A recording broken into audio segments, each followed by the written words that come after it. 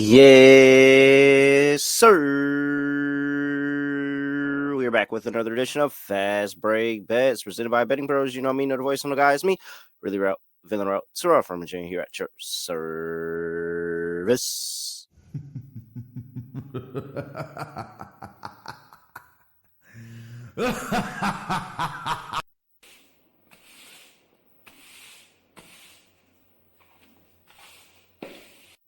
Oh, it feels good on an off day in the NBA to be able to get business done in college basketball. Feels really, really good. Arizona laying 19.5. Never in doubt. They were able to get it done, cover the spread for us there. And I kind of hate touting this because I mean, depending where you got the line, you didn't end up winning this bet. So I caught the under in Marquette and Butler at 50.5. The total comes in exactly at 150 because of some outrageous scoring at the end of the game. I mean, the game is over. And I was sitting there watching the game and I'm like, this is gonna end up being a sweat and it shouldn't, but they just continuously score the basketball, fouling all oh my gosh. Extremely annoying. So if you caught anything under 150.5, you didn't end up winning that bet, but I was able to win and uh so technically, I mean, I gave out 150.5, so I did win, like, but I do feel bad when, closing lines, people don't win with the closing line as well because some people are catching this show a little bit later and stuff like that. So that's why it's really, really important, guys. Shop your lines. If you're new to this, not true to this, and you don't really know, make sure you shop your lines. Get the best line possible because stuff like tonight can happen where a total is pretty spot on. It ends up falling at 150, and the line overnight line was 150.5, and that can move one way or another. So nonetheless, I'm not complaining because that was a 2-0 day for me. That brings us over the last week and some change. That brings us to what's that? 15-7 over the past week and change of bets. 15-7. So nice. And then there's a lot of plus money in there with some of the YouTube short plays too, but I just like counting the overall wins losses. It's very easy for me. It tells me, regardless of the juice I laid or anything, am I hitting my bets or am I not hitting my bets? So straight up wins losses over the past week and change. We're at 15-7.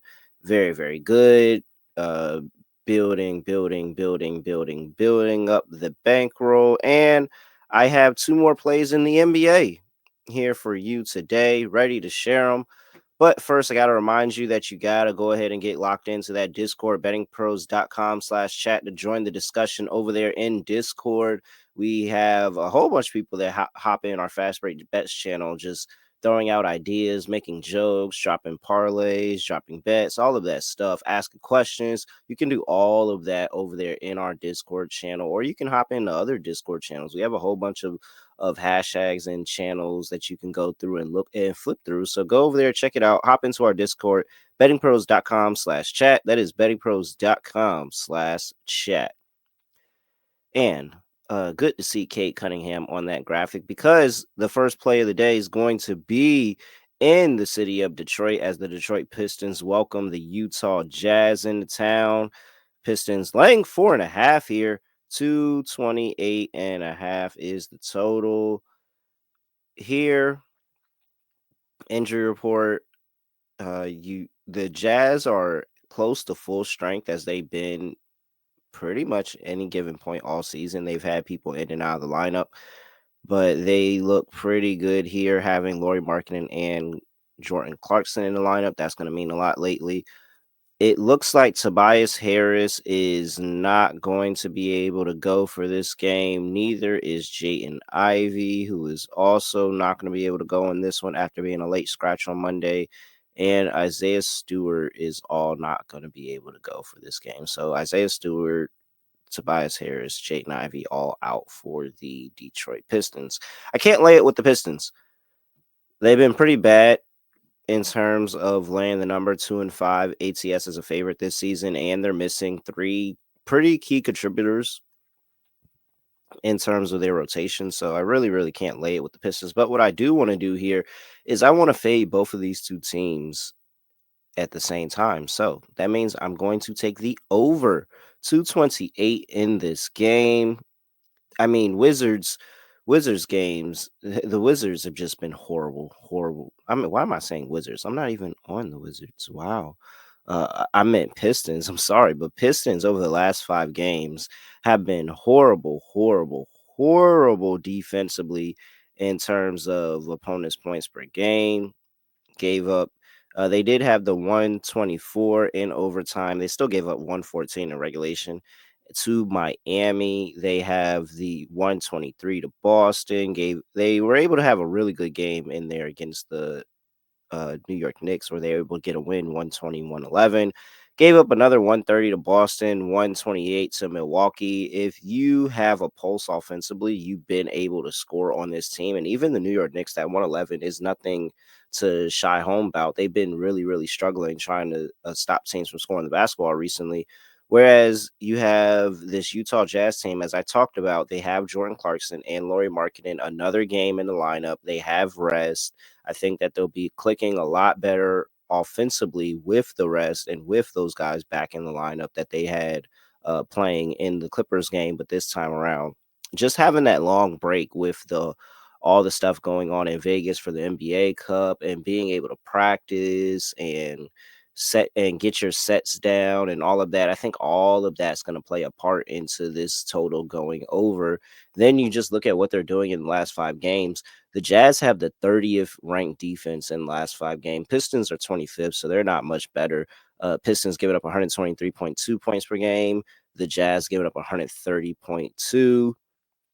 I think this can be a really, really big Cade Cunningham game to kind of just muscle this Pistons team from start to finish here, but it's really, really, really gonna be on the fact of they lost their depth with no Isaiah Stewart, and honestly, Tobias Harris adds a little bit of size to the lineup as well, and I think that's gonna make things a lot easier for the Lauri Markkanens, the John Collins, Walker Kessler, Bryce Sensabaugh, like all those guys scoring down low inside the paint. I think they're going to have a lot of easier of a time. Even the guards driving into the paint going to have a little bit of an easier time for Utah here. And I mean, Utah doesn't defend anybody. I don't have to sit here and give you reasons of why we should be fading Utah defensively. They haven't defended anybody all year.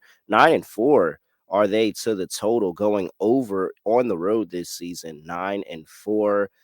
In 7 of the last 10 games, the Pistons have gone over 6 of the last 10 games. Utah has gone over. Utah is on a stretch of 5 straight overs. Like, I don't have to sit here and try to sell you on why we should be taking the over on Utah. But this Pistons team, who has been playing good defense throughout different points in the year, is going through a rough stretch of where they're not playing very good defense right now. And I think the injuries are going to play a part into it today. I am taking the over in this game, over 228.5. Play number 1. Play number 2, we're going to the prop bet cheat sheet. Appreciate that prop bet cheat sheet. Make sure you go get that Betting Pros app over there at Betting Pros. Type in Betting Pros in your app store, Google Play Store, whatever store, and you can get that Betting Pros app for free and even try out Betting Pros Premium for free as well. So with that, I went to the prop bet cheat sheet. I saw a player that I love that he's been going crazy this year. And it's been an amazing year for LaMelo Ball, who is on the second game back from injury. His points, rebounds, and assist line is set at 38.5. BP projections has him going over. They have it at 44.1 points, rebounds, and assists. 73% cover probability and a 5-star bet rating for LaMelo Ball, who's been over this line in 14 of his 19 games this season. 2 of 3 against the Washington Wizards in his last 3 games. And again, really, really good. He didn't hit it in his last game, first game back against Philadelphia. Philadelphia played a little bit better style of defense. And honestly, he was right there. He was very, very close to hitting the line. It was just more of the fact of he was very inefficient and going up against this Washington Wizards team that doesn't play any defense at all. And like anybody with the pulse. I mean, anybody with the pulse come in there and have a great game. Peyton Pritchard went over this line and got 30. Well, his points, rebounds, and assists, it was at 22.5. He got 32. Darius Garland had a really good game. Dame shut them, had a really good game. I think Dame had like some 25, 10, and 5 in his game. James Harden had an amazing game coming into the Capital One, and he had 54 points, rebounds, and assists. So it's a number of high tier guys that continuously play this Wizards team that have really good games because they don't play any form of defense. This team isn't serious at all. And if this Charlotte Hornets team is going to come in here as a favorite and have a really, really good game, it's going to be off the back of LaMelo Ball, who's very, very active in terms of having the ball in his hand, constantly setting up offense, really good to the assist line, being able to score. He shot, I mean, go watch the highlight tape of LaMelo this season. He shot some of the craziest shots that I've seen anyone shoot, talking about step back three off one leg. I mean, I can't even quantify it. Like, he's just been amazing this year. And I like that he's got another game under his belt from the injury. So now this is, hey, he's really starting to ramp it up. He's starting to feel more comfortable shooting the basketball. And the Wizards is always a game where you can have one of your better games and get yourself back in the rhythm. So I think that this is a pretty good spot for LaMelo Ball. I think he's actually on triple-double watch in this game. They have given up some triple-doubles in the past. 2 star players. Giannis just had one. James Harden had one. So I think that there's also a realm of triple-double watch that is, open here for LaMelo Ball, but we're going to put it all together and we're going to quantify it. Give me over 38.5 points, rebounds, and assists for LaMelo Ball. We can get that minus 115. That is play number 2. I'm expecting a really, really big game from LaMelo Ball in this one. So, all right.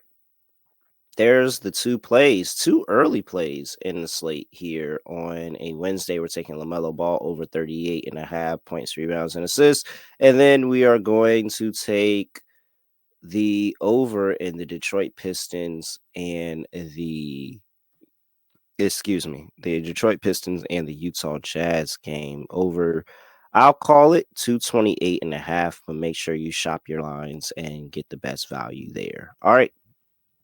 With that, I'm at really real __. Make sure you give me a follow at Betting Pros on Instagram and at Betting Pros on TikTok and X. I almost said Twitter. At Betting Pros on TikTok and X. Make sure you give us a follow. Make sure you give us a follow at Betting Pros NFL on Instagram and YouTube.com/Betting Pros, where you can leave a comment under any Fast Break Bets video and have an opportunity to win that autographed Talliero signed jersey. So make sure you go do that over there at Betting Pros on YouTube. And hey, just make sure you get those YouTube short plays as well, because I will be dropping one of those for the NBA slate as well. There we go. Those are the plays. With that, I have nothing else to say, nothing else to do. No other way of ending the podcast. Just going to end it like this. We are out of here.